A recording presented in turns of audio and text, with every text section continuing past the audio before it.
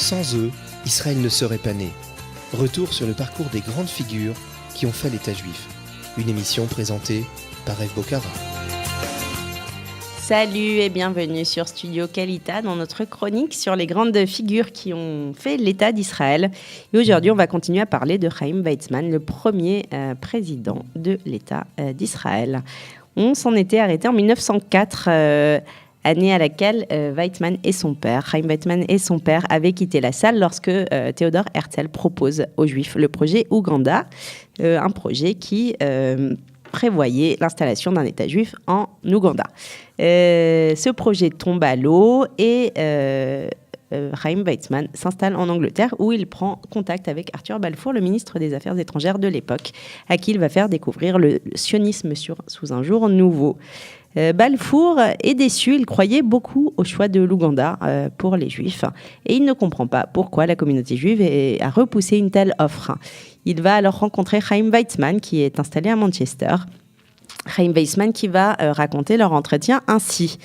Il explique à Balfour si Moïse était arrivé au moment où on était en train d'adopter la résolution en faveur de l'Ouganda, sûrement il aurait une nouvelle fois brisé les tables de la loi. Et comme Balfour ne semble pas convaincu par l'argument biblique, Weizmann ajoute « Monsieur Balfour, si je vous offrais Paris au lieu de Londres, l'accepteriez-vous » Balfour lui répond « Mais monsieur Weizmann, Londres, nous l'avons déjà ». « C'est vrai, lui répondit Weizmann, mais nous avions Jérusalem alors que Londres n'était encore qu'un marécage. » La conversation, qui aurait dû durer quelques minutes, puisque Balfour était un homme extrêmement occupé, va durer en fait 1 heure et va transformer les certitudes de Balfour sur le lien des Juifs à la terre d'Israël. En 1917, Lloyd George sera nommé Premier ministre britannique, va nommer Arthur Balfour aux affaires étrangères et ensemble, les deux hommes vont, on le sait, faire basculer le destin d'Eretz Israël, mais ça, ce sera pour plus tard. En ce début du XXe siècle, Weizmann, lui, s'intègre parfaitement à la société britannique.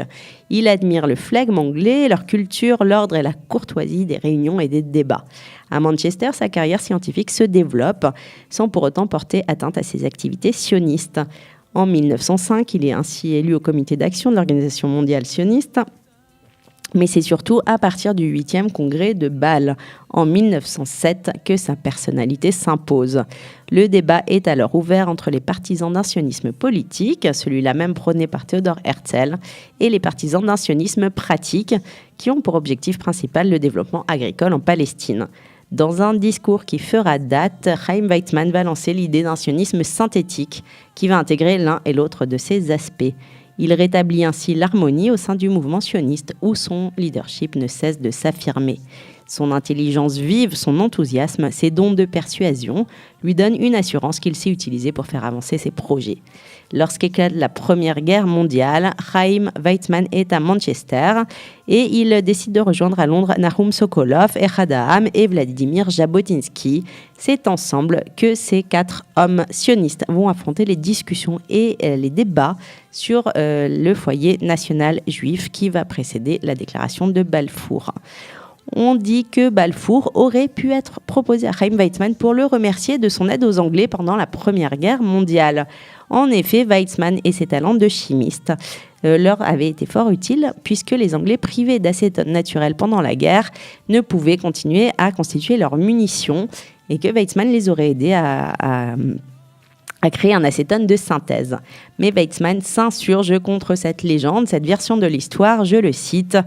Ce récit fait apparaître la déclaration de Balfour comme une récompense pour mes services à l'Angleterre.